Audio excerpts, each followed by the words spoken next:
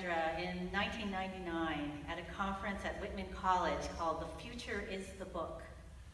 I was ill during the conference with some kind of virus that I had been dealing with for weeks beforehand, and Sandra, even though we had just met, offered to bring me tea while I rested between presentations.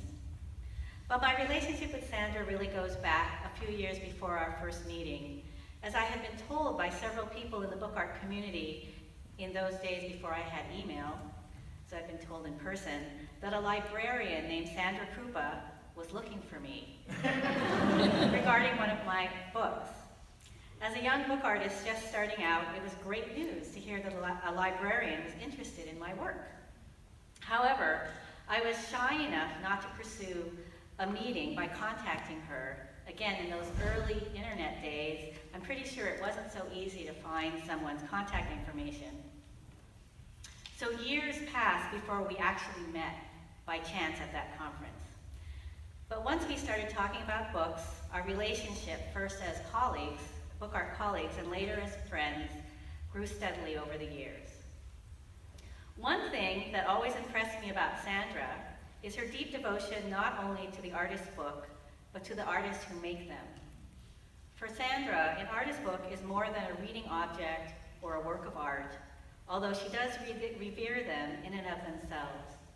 For her, an artist's book is also a doorway that will take her one step further toward meeting and understanding the person behind the book.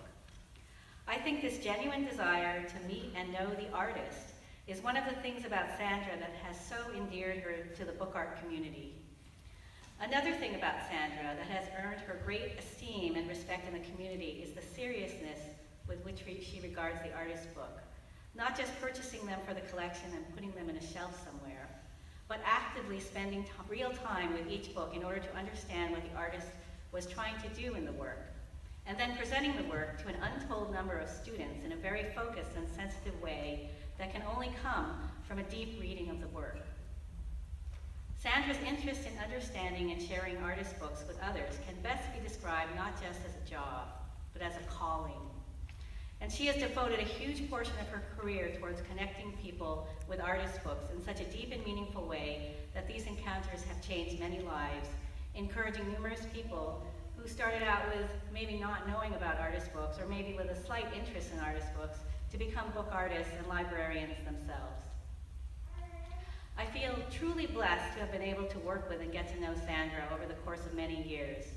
She is one of those rare individuals who can inspire a person to see their own work differently because she speaks about it not just as a friend and not just as a librarian, but as a true authority on the work based on her deep understanding of it. She is the best first audience a book artist could ask for, and I'm sure I'm not the only book artist who has gotten valuable feedback from Sandra, not just about her own response to the work, but about student response to the work. For myself, knowing that my work is being presented and appreciated by so many students is very affirming. And I wanted to just say, give a brief personal anecdote. Once I saw Sandra presenting one of my pieces, True to Life, which is one-sided, so if you stand behind the work, you can't see it. But she was standing behind it and turning the pages or changing the pages using these handles and reading it aloud to someone, even though she couldn't see it. So she was doing it from memory.